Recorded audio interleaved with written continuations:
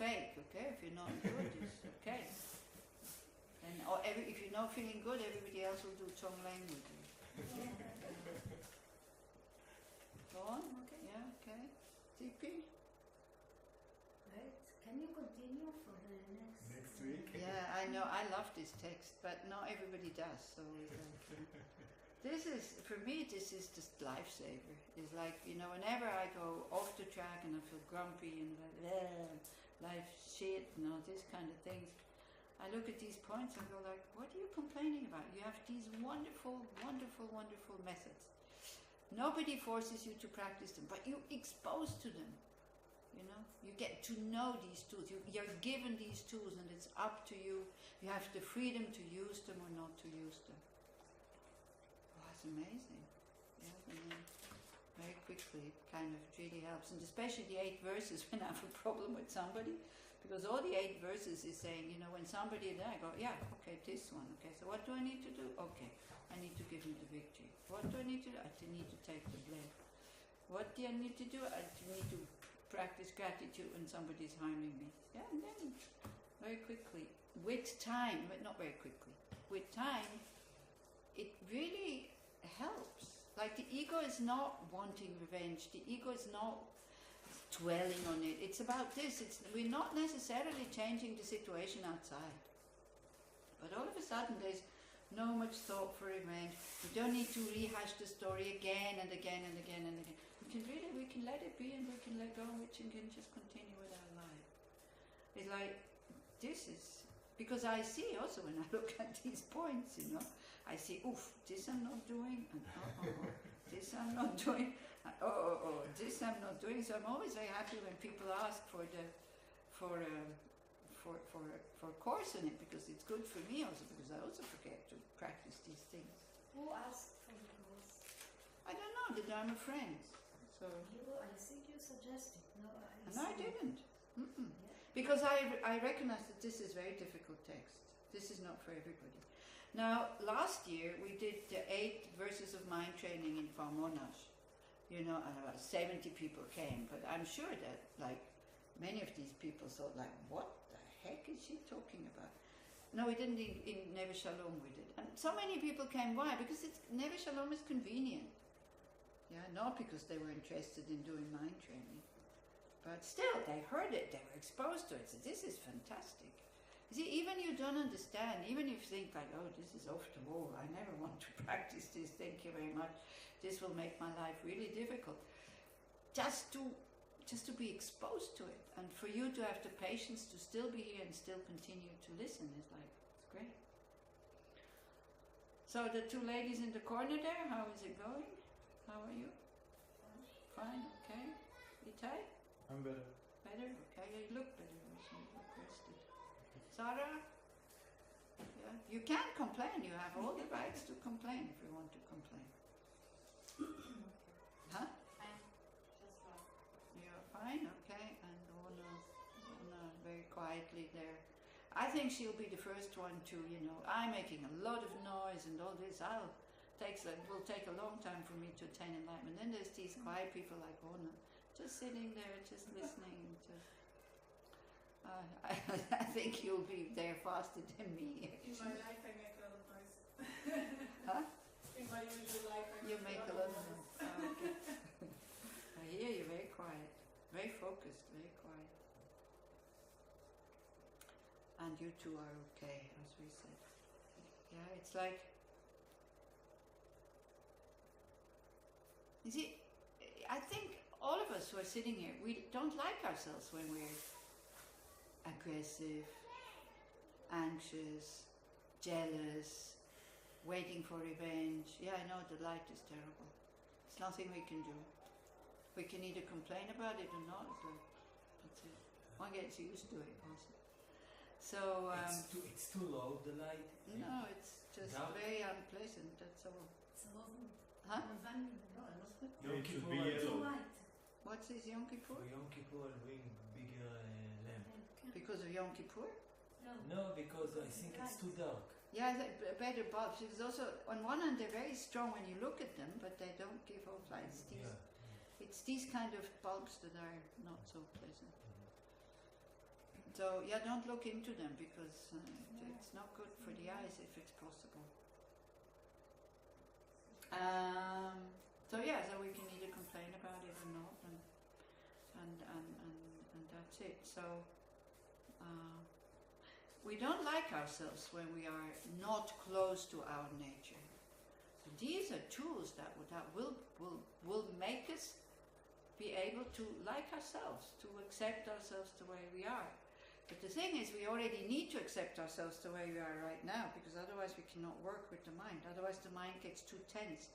And because we identify with our negative sides, then we want to throw out too much of it. Yeah. So this is why this structured way, this hearing it again and again and again and again and again, and this very structured way, which is very skillful, so that you're not breaking your neck. Because these practices, they come at the end of the path, right? It's like after having developed renunciation, after having developed bodhicitta, then you go like, okay, what do I do now? And then these are the instructions, how you behave. Bodhicitta is a very big word, so I don't have bodhicitta. I aspire to have bodhicitta, but I don't have it. Bodhicitta would be a mind you do nothing else but really only creating the causes for enlightenment. Why? Because you want to benefit all sentient beings. That is bodhicitta. So I'm inspired by it. I would like to have it. Thanks to you, I do these steps sometimes in the meditations, but and I go to teachings, I listen to teachings, but I'm not there yet. Yeah. So, but it's okay. We can be happy just to be inspired by it and just to be on the path. It's all right, because I think this is the big difference between us and the Tibetans. We want quick results. The Tibetans, they know, all we have to do is make sure at the end of this life we have a positive state of mind so that we're not plunging into a lower state. That's all we need to do. Then the mind goes into the clear light and they will know what to do with itself. That's okay.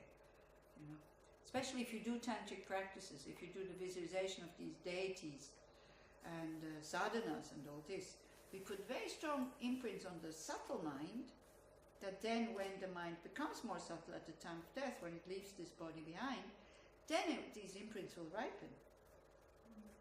Because what is covering the subtle mind is our gross mind. So our subtle mind, which has love, compassion, wisdom and all this, cannot function because it's covered by the gross mind of being totally fascinated by the senses and always being out there and never home and like that. Yeah. So at the time of death, this happens naturally, that the mind becomes more subtle. So then the imprints that you put by doing Vajrasattva, Chenrezig or anything like that, we will do. I thought we will finish the evening with some Chenrezig practice and chanting Om Mani Padme Hum. It's quite soothing.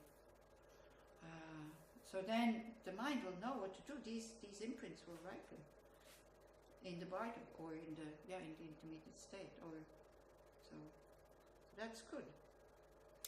That's why we do these practices. Again, tantric practice is not really for this life. This is for when the mind naturally goes into more subtle state. Okay, so now we look briefly at point, where are we? 5. Yeah, because that one is that was short. And now we will have many points to look at, but most of the points are pretty straightforward. So the measure of having trained the mind. Like sometimes we ask the question, when will I see that I am making progress? Well, one of them is integrate all the teachings into one thought. And whatever you hear goes where? What do you think? Bodhicitta. Yeah, in this case, bodhicitta or emptiness, always good answer to most of the questions. Whatever diminishes your sense of independent, autonomous, separate I, or as sometimes we do call it ego, like Chogyam Trungpa calls it ego. So when he talks about ego, he means that false I, the I that is exaggerated. Not what we necessarily in the West mean by ego. Because you see, we can have a positive ego, we're going to have negative ego. Depends on the state of mind. But it's the state of mind who is positive or negative, like beneficial or not beneficial, constructive or destructive. So there's no need of an I behind it, who does it, who makes it. Yeah. So when Chogyam Trungpa talks about ego, it's the belief in a really self-existing I, which is the self, and then it goes into self-cherishing. Seeing myself more important as others, that one.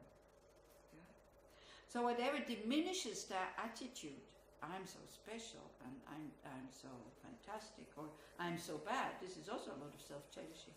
Thinking I'm the worst of all. Whatever diminishes it is integrate all the teachings into one thought. Whatever increases it is not Dharma. So you can measure your Dharma practice. Whatever makes you more open, more spacious, more peaceful, and less I. Like sometimes you can really feel how it kind of blows up. Me, when I'm nervous, or when I have to defend myself, or something like this, my ego is in my throat, and it takes up the space, and I can't talk properly. I can't talk the way I would talk, and the heart goes boom, boom, boom, boom, boom, boom. I'm not calm. Like these kind of states, and it always jumps in when I really don't need it. When I need to be, especially situations where I need to be calm and focused and peaceful, then it comes, preventing me from being calm, focused and peaceful. That's what we talk about when we talk about ego. Yeah. So when we hear whatever goes against the ego, or whatever diminishes it, is Dharma practice, then again you think you have to fight with your ego. You don't have to fight with it. Make peace with it. That's much better. Yeah. Like you see, when you have a problem with addiction to food, addiction to people, addiction to TV, addiction to drugs, addiction to medicine, whatever, and you go like, I want it, and you go like, no, you're not going to have it. Does that diminish your sense of I? No. It will increase it. So much better is you look for it. Okay, you say you want something. Who are you? Where are you? What are you? Challenge it. Or you can ask it, is that really what you want? Is that really what you need? And then you just listen. You can have conversations with yourself. That's okay. One can do that quite often. Or when you open, you had dinner, you're at home, you're bored, you're lonely, this and that, and you open your fridge, and before you reach for the chocolate cake, you ask, but what do you really want?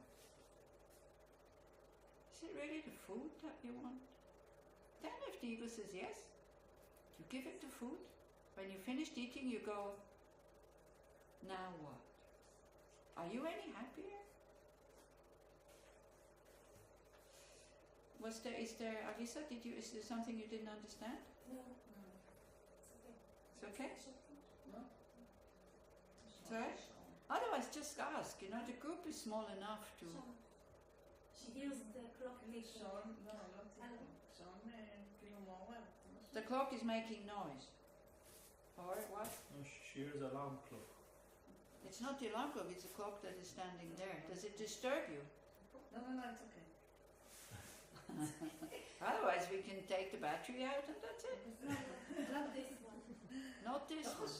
Today, this one. This one makes a lot of noise. It doesn't disturb you? I hear it, but it doesn't disturb me. Oh, okay.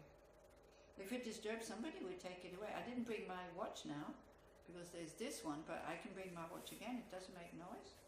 And so we take the battery out and put it somewhere where we don't hear it.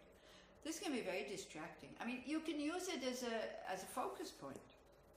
And you go hearing, hearing, hearing, hearing. There's also awareness. Instead of the breath, you take a sense object. It's fine. It's no problem. Sometimes we do that when we do walking meditation. It's quite interesting. When you go out, you decide just to focus on one sense. Either smells or sounds. Or feelings, like the wind, or the feelings underneath your feet, or sensations. Forms, no, because there's too many, because you have your eyes open. But you choose one of these three, and all of a sudden you notice, wow, I can be quite focused. So it's quite a good thing to do. So instead of getting upset about it, if there's nothing you can do, because now every teacher says, okay, let's stop the clock. They say, well, get used to it. So then instead of getting upset and rejecting the sounds or the noise, you integrate it in your practice. This is, integrate all practices into a path. You make it your focal object without judging. So integrate all the teachings into one thought. Whatever diminishes the ego is Dharma practice. Whatever makes it blow up is not Dharma practice. So the best antidote for self-cherishing is bodhicitta. Because when you think, okay, I want to be happy, that's fine, I have every right to be happy, that's okay, but all beings also. So then the focus kind of becomes bigger, and then your mind becomes bigger. And then you're not so tight here anymore. Because when you only look at yourself, your problem becomes huge. And your world becomes very, very small. So when you look at other people's problems and suffering, it shows us that we have courage, because our own suffering, whether we have courage or not, we have to look at it, we have to bear it. Whereas the suffering of others, we can look away. But looking needs courage, so it shows that we have courage, and when we see the suffering of others, our world becomes so much bigger, and our own problem becomes so much smaller. So this is why bodhicitta, when you think, I'm going to be a Buddha, I will have the tools of a Buddha to be able to really benefit all sentient beings. I mean, how can you not be happy when you think this? Do you know a goal that is more noble than that? $2 million. Noble, huh? What's that? $2 million. Yeah, $2 million. okay, $2 million. Also, is that more noble than wanting to benefit those sentient beings? You can benefit quite a lot of people with $2 million, but not that many. Like people to sustain people, to support them is very expensive. I mean, I don't know where all these states take the money from for paying pensions. Taxes people pay. Yeah, but still, it's amazing. And all the health insurance to pay these huge bills, The operation is okay, but like chemotherapy, it is incredibly expensive. People would, if we would have to pay that ourselves, there would not be no. We pay every month for. Yeah, I know, from Tippy. the age of 18, we pay for the health insurance. Yeah, but still, it's still like we pay much less than what we get when we're sick. Not us, because 80% we will never of the get people what don't we have pay. it. Okay, so then are you happy that you pay for the others? Yeah, I don't Great. I'm paying. I know when I'm sick, this will not cure me. I will have to find something. Okay, but people who need that system, then we can be, again, that's integrating the practice into the path. Whenever you pay your bill of the health insurance, you think, wow, so fantastic, I will never need that because I have other means to be healthy. So other people can enjoy that money. Isn't that fantastic? Because you have to pay anyway. Yeah, so then that would be this one, mind training thinking. Yeah, we rejoice. Yeah, So good. I will never It's use. I will never complaining. need it because I'm healthy. No, it's complaining, but you pay so much to the. No. It's not true. You really Okay. learn to pay taxes at time Uh-huh. according to the Buddhism. Okay. So what is also from Chogyam Trungpa's book, like in this, I put Dharma, with all the Dharma into one thought. Integrate all the teaching into one thought. He says, in the Hinayana, because you practice mainly discipline, restraint. So this is the ego is getting a haircut. In the Mahayana, because you have to give, the ego is cut to pieces. Totally. Yeah. And So then, you know, we see that whenever the ego is very heavy, it's like sitting on a scale, we go down. Whenever the ego is very light, we come up. Everything becomes much easier. Yeah. So this is why when we have compassion, when we can look at the suffering of others, then our own problem in general becomes smaller. It puts it into perspective. Yeah. You can do a meditation where you have, like you think of your problem and you put it on the scale here, and then you think of all the problems, you know, you think you're a bird, and then you rise up and you look at all the roofs in your neighborhood, and you think, wow, if I take all the problems of these people, put it here, you know, then the whole city, and then the whole country, and then the whole continent, and then the whole world is like, there's this little spot there, which is my problem or my problems, and then we have all the others. And then again we go like, yeah, I mean, come on, what are you complaining about? Spiritual practice is also, we stop complaining. Patience. Patience is a thought that at all costs does not want to harm neither the other by retaliating, by doing the same thing or revenge, nor ourselves. How do we harm ourselves? We just said it. We create bad karma. How do we harm ourselves? Anger. But yeah, with anger, kind of rehashing this, always going down the same line. Poor me, poor me, poor me. You become the poor you. Then if you shift and you go like, wow, I'm so fortunate. I had all these, don't neglect it. Nobody says you should forget about these things. But you can say, I had all these difficult experiences and I'm still alive. And I'm not I haven't become a total monster because of that. I have compassion for others, even though I've been harmed in a really bad way. I have no thoughts of revenge. And you start to rejoice about that. I'm so fortunate. Yeah? And don't go being fortunate about things that you don't have. I mean, then you lie to yourself. This is not realistic. That again decreases the ego. Like, yeah, when we talked in Farmonas about Reut, how she has this ability to rejoice with the happiness of others. It's amazing. If you look at her, if you know her story, you would look at her and you would go, poor, you know, oh, what a poor lady, isn't it? But that would be wrong compassion, because she deals with her difficult situation in such a good way. She's working with handicapped people. And there's one girl. Like, she's handicapped herself, so she's working, she's helping handicapped people. And there is some handicapped girl. She is like paralyzed until here. Yeah. She sits in a special chair and she's so happy. Yeah. Her face is like all day.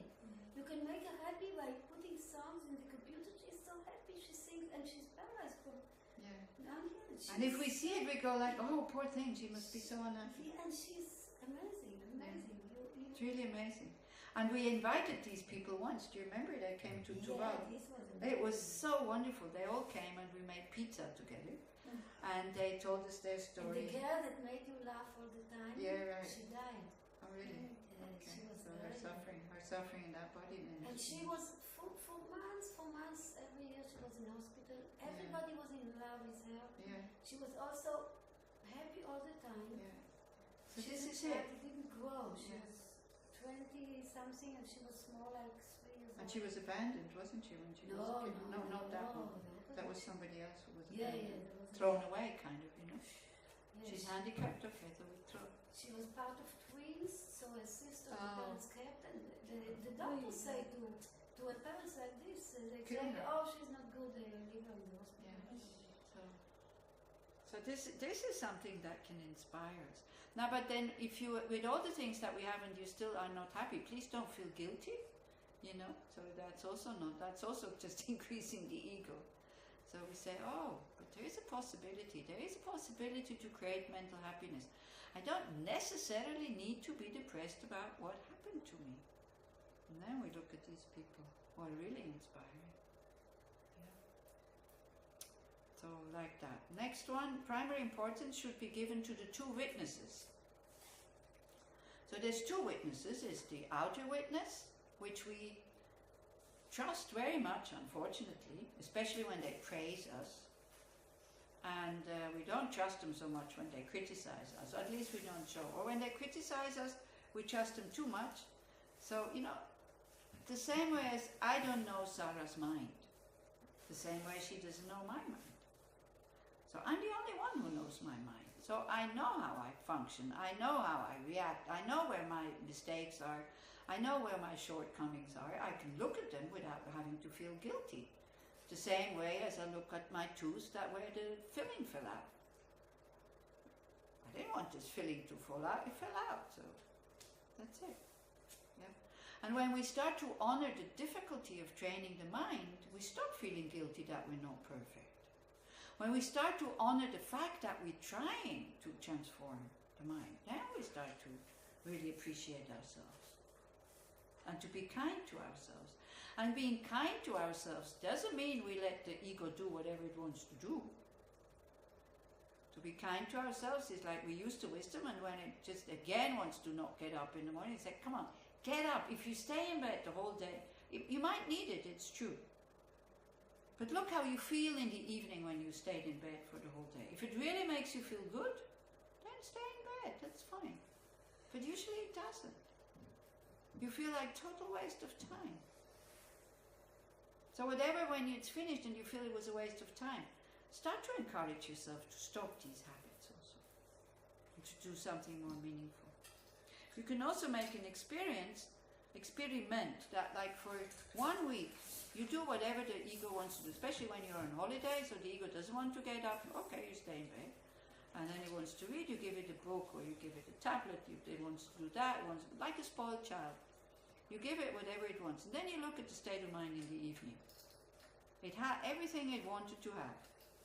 It's still grumpy. And then for 1 week you do something for others.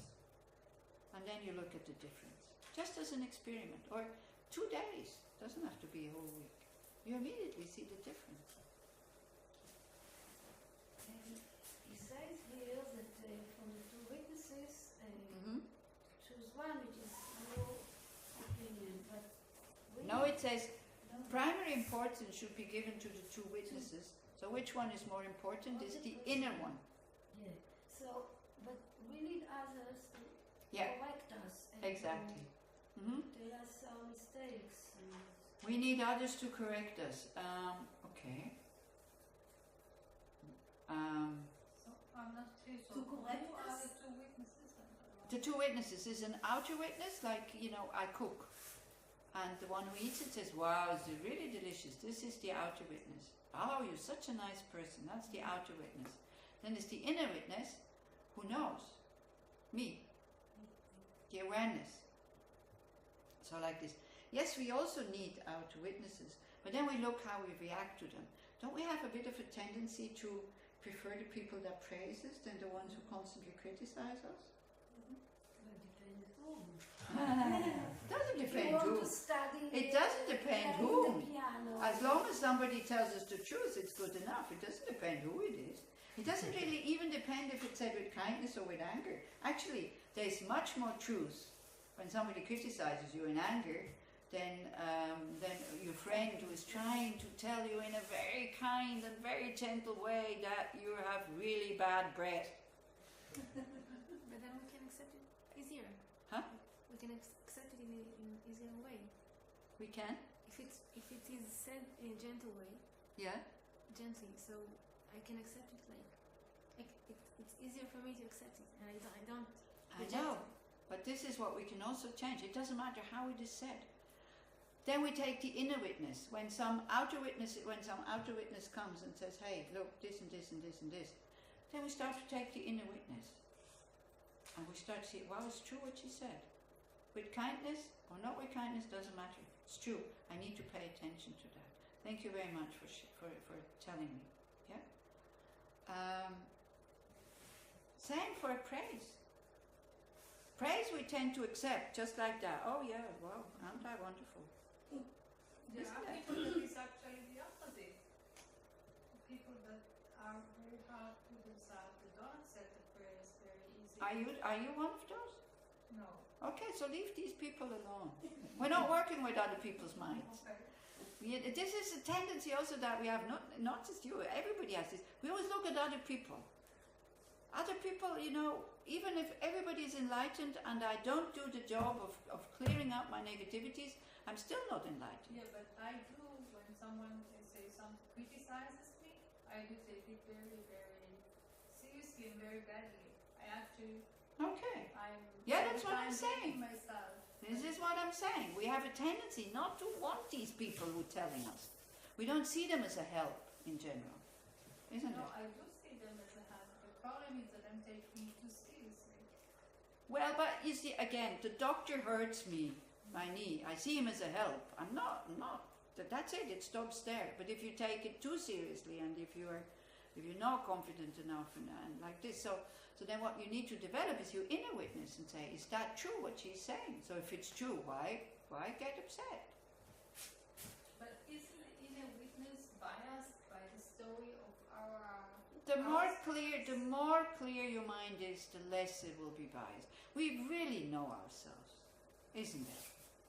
Especially if you start meditating and practicing. Then all your dirt is coming up. You see, at the beginning of a practice, usually people tell me how wonderful they are. And it's a good thing that they don't see their negative sides too much. Because otherwise, if they don't have the tools yet to transform them, they would be destroyed if they would see all their dirt and their self-cherishing. I saw my self-cherishing after maybe a year of practicing in a Vipassana course. After maybe on the 18th day. After 18th day of just thinking me, I, and I thought like, do you ever have a thought for others? And I got really sick and tired of this me, I, me, because it's in the Vipassana course that you start to hear these voices. And first you're very interested in this, I need to do this and need to do that, and then I go there, and then I do this, and then after 18 days of just that, with no newspapers, no books, no telephones, no looking at anybody, no discussion groups, you get really fed up with it. So this is why I'm saying, if you sit and watch the mind, because that's the job, then, well, yeah, we maybe, no, I don't think I really think we have, when we let this basic intelligence that we have, the basic honesty that we all have, if we let that look, we know. What is putting us too high up or too high down is the self-cherishing. So you see, again, how can you judge? Okay. If you measure yourself with others, then it's biased. Because then you compare. So then if you see people who are lower than you or not as good as you develop pride. If people are better than you, then we start to be jealous. And we start to compete. If you just think like, oh man, I messed up again. And that's it. Have to try harder here. I'm not perfect, and you can add, I'm not perfect. I'll try harder next time. Whatever I did now, it's done. That's it. We let go. If we can learn from the mistakes, we learn from it. If you cannot, then we cannot. Then we fall into the same trap again. We make a determination to try harder. Again, we fall into the same trap, and again and again and again and again. But it less and less and less and less and less. You are reading Sogyal Rinpoche's the book of Living and Dying. There's this very nice story in there at the end. I walk down the road, there's a hole in the street. I don't see it, I fall into it. I walk down the road, the same road, there's a hole in the road. I vaguely remember I still fall into it. I walk down the road, I see the hole, I still fall into it. I walk down the road, I see the hole, I avoid it. Next, the last one is, I take another road. So this is how it develops. Yeah? So you see, we can say, yeah, but I'm biased. So then what? We don't use that wisdom? Or we don't use that witness? We really have to work with what we have in our hands. With a little bit of wisdom and a little bit of unbiased and a little bit of insight that we have, self-knowledge that we have, we work with that. That's all we have. Tonsa Khyentse Rinpoche says, Dharma is like an onion. You see, you think you understand, and then, so the onion has many layers. So you think, that's it, that's the Dharma. And then you continue to meditate and to hear the Dharma. Then you have to shed one layer. And then you hear more, then another layer goes, another layer goes, another layer goes. Ah no, it's not like this. Another layer goes. What are you left with? In Lot the of onion? tears. Huh? Lot of tears. No, in the onion what you're left with? Nothing. You're left with nothing because you have to shed everything. But you have to start at the outside. We cannot throw the whole onion away because then we'll never know that we will be left with nothing. Then we still think that there was something in the middle or something like that. Do you see the example? Do you see what it is? So we go step by step. That's okay. And all the yes buts that we are using, we start to check. Is that yes but helping me? Is it increasing the ego, the sense of I, or is it decreasing it? Like when you say, sometimes you say the same thing, but it's the way you say it. When you go, this is, yes, but this is so difficult. It's not going to help us, it's going to block you. But then you say, yeah, wow, this is difficult. It will encourage you to put effort into it because you know it's difficult. Yeah? But cleansing our mind of all these misconceptions, we can go, wow, it will take such a long time. Yeah, it will take a long time, that's it. But it's possible. So the long time is not the problem. If it would be not possible, that would be the problem. But it's possible, so it takes long, it's okay. If we want to be happy, let's drop the word happy. If we want to be well, peaceful, spacious, stable, sane and sober, do you have another choice but to work with your mind? Do you have a choice? No. We have no choice. No. We continue. So with these two witnesses, you see, if somebody says, hey, Losang, you have a big nose. It's true, I do have a big nose. So why should I be angry? Even if somebody's angry at me and say, you with your big nose. It's okay. I have a big nose. Why be hurt? Why feel hurt? If somebody says, hey, you have horns. I don't have. So why be angry? We check when somebody criticizes us. Criticism brings us much further than praise. Praise makes you, I'm so nice, so good, and so great, and all this. Yeah? But no, then it needs if somebody criticizes us, it needs to be packed in gentleness and kindness and all this. Not necessarily. Yeah, I know it's easier to take, but it's not necessary. You know, your best friend, she will only tell you the truth what she thinks about you when she's angry at you. Otherwise she will not dare, because she doesn't want to hurt you, because she will know it's difficult to know that truth. Yeah. So if you start to eat and you feel that it's not really good, it's burned or too much salt, don't ask how it is. I was also with my ex-boyfriend and his wife, and she said something, the gravy is really thin, and he said, yeah, it's quite thin, and then she got angry, said, yeah, but I said, well, don't ask him, it's like, he was eating it without criticizing, but then you ask him, so leave him alone. But when we learn something about ourselves from outside criticism or just noticing, how can we work on it? How can you work on it so that you're not hurt? By opening up.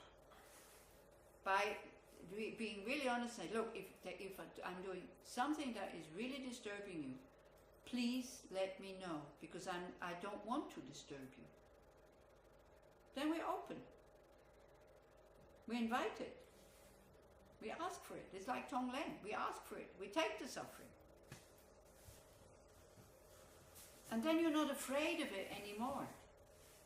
We're so afraid of criticism. We're so weak. We're so sensitive. And this is what makes it very difficult for the Tibetan teachers to guide us. Because we go, he doesn't like me. We want praise. And not very often they give it. Now maybe they understand how weak we are, and first they have to build us up in order to destroy us afterwards. Yeah, this is it. The Western ego has to be built up first so that we can take it apart. The Asian ego is like, doesn't need to build up. They go, what? Building up the ego? You're crazy. Then you have two problems, double problem. Our ego needs to feel comfortable so that we can go against it. So this is why, when you are very angry and you're grumpy and all this, do not deny yourself that piece of chocolate cake. Give it to yourself as a remedy to calm down. But not again and again and again and again, but occasionally. Give yourself the rest that you need. You skip your meditation, okay, and go to rest as a therapy. If you do daily practices and you have a very full life, make sure that they're short, because otherwise they will become a burden. Your daily practice should be a joy. Your chance to meet the nature of your mind in your daily practice. And if it's not a joy, at least it should not be a chore. You just do it. Same as you brush your teeth. You just do it. And that's it.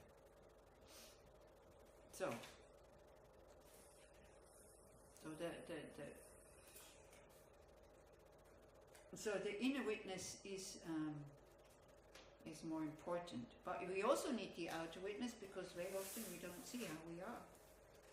So if somebody gets on your nerves, somebody makes you nervous, it's very often they're living out something that we're trying to hide. It's as simple as that.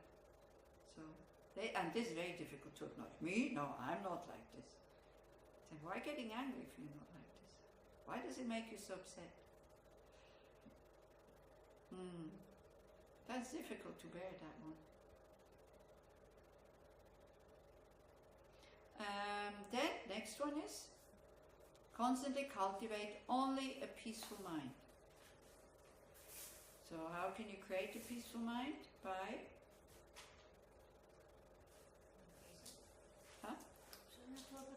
say joyful mind.